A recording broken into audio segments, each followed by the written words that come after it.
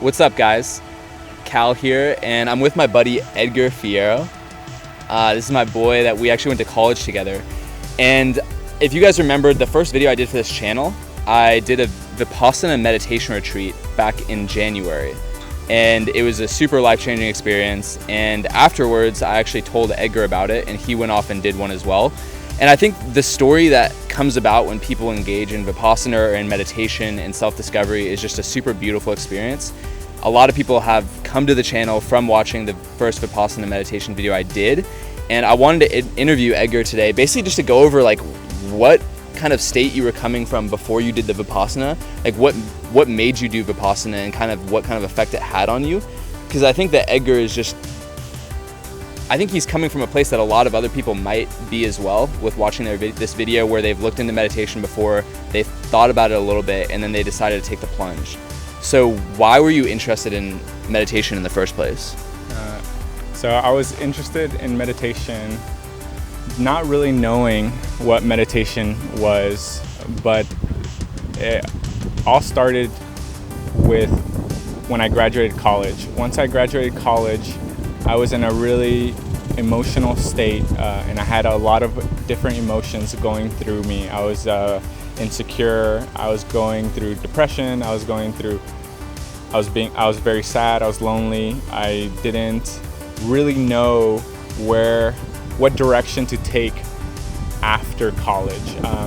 Previously, my whole college experience was prepped on going to medical school, and I came to the realization after graduation I kind of was able to take a breather and was able to really understand and figure out and ask myself what my passion is. And to this day I still don't know what my passion is, but I knew that going the medical route and trying to become a doctor was not my passion. And the main reason I chose that route was because I was doing it out of necessity, out of maybe a little prestige, but mainly because of the money. I felt like, okay, as a doctor, you will be successful, quote unquote successful, and you will be very well off. And which is probably true, but it's not what I wanted to do. And after graduation, like I said, I was going through all these different emotions that I had no idea what I wanted to do, and kind of started basically a journey about trying to figure out myself and my passion. One of those things that I dove into a lot was reading and doing a lot, searching up a lot of YouTube videos and just following all these quote-unquote successful people, like Bill Gates, Steve Jobs, Dave Asprey, Tai Lopez, Lewis House. I just started following all these people on social media, and also reading tons of books. And something that kept coming across was meditation. I was going through all these emotions, anxiety, depression, not knowing any of them, not being able to discern any of them. They were all just bunched up in me, and not really, was kind of basically soul crushed. So I went to a psychiatrist, and he prescribed ADHD pills, because previously people had told me that, maybe I had ADHD, or you need to focus more. So I went to a psychiatrist, but I've always been skeptical about taking pills. And once I took them and once I got prescribed, I felt like it wasn't really healing anything. I almost felt like it was a Band-Aid being slapped on these emotions that were more deeply rooted inside. And like I said, meditation. So when I figured that out, that it was just a Band-Aid, I kind of was saying, well, what can really heal me? I didn't know what healing meant, but I just felt like I needed to be healed somehow. And like, okay, I needed to do meditation. I felt like I needed a teacher. So I kind of got in my head that I needed to go to India, or I needed to get a good, proper teacher to help me with meditation. And I was like, all right, I'm gonna need to get India. But the thing with deciding to go to India and try to find a teacher it wasn't very practical financially, and just I'm working and I couldn't just pick up and just leave. And that's when I ran into Cal. One of his first destination was a Vipassana meditation retreat. I found the Vipassana meditation retreat, signed up, and I went to the meditation at that point. And what, like, how was that? Like, I guess, what was your experience? Because Vipassana is intense. Like, obviously it's super intense to go from, even if you're meditating a bit, like I had meditated a ton before I did Vipassana, but it's still intense to do nothing but meditate for 10 days straight. And so what, like, being that you came from this background of maybe having too many thoughts or being overwhelmed with different emotions and experiences, like, what did the Vipassana experience entail for you, and how did that affect you, basically? Well, going into, I was pretty determined to kind of go through it, not knowing what it was, what meditation it was, like what I was going to experience. And it was very difficult, definitely sitting there for 10 days, but specifically this Vipassana meditation, I think about on the third day, it kind of, everything just clicked. It seemed like everything I had ever read, everything that everyone was preaching about, not about meditation, but just about success, about life, how to be successful, and all these principles that all these super wealthy or quote unquote successful people, not necessarily just money, okay, just people that are well off and are happy.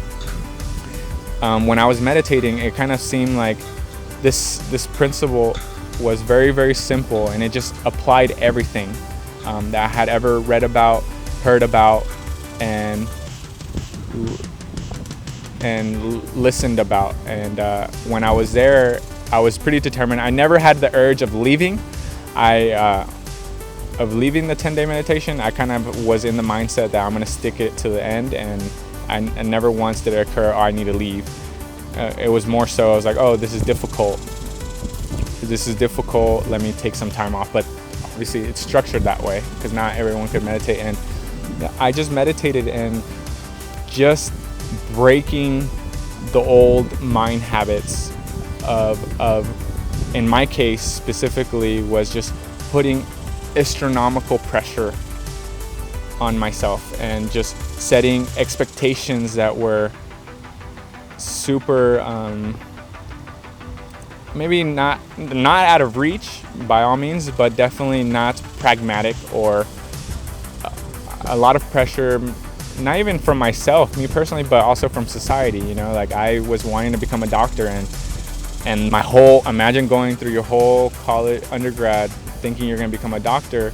And even though inside of me I knew that I was doing it for the money, it's kind of hard after you graduated to be like, well, I don't want to do this anymore.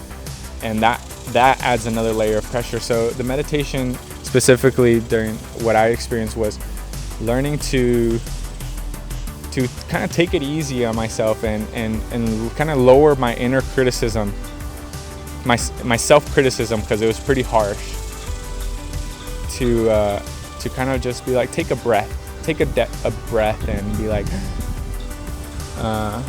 it's okay, everything's okay. And it gave me a very valuable tool to use in my daily life to learn to give myself a break and love myself more. So it's worth it. It's worth it to do the 10-day retreat. Yes. Wow. Yeah, I would. I mean, I think it's the best thing. I think it's the best thing that anybody should try. Any sort of meditation, I think. Specifically, I haven't tried any multiple meditations, but just these principles from Vipassana meditation, I feel like they're so simple and very concrete and concise, and give you immediate experience that you're able to get feedback. And I think that's very practical in life, because that's how life, I think, works. You do something, it has consequences, and you get a feedback, and that's how you learn. It had such a huge impact on me that I went back home and told my brothers about it, and they also have gone and done the meditations. In their own way, they've also gotten huge benefits from it, because they've also passed it on to their best friends, and one of their best friends has already gone.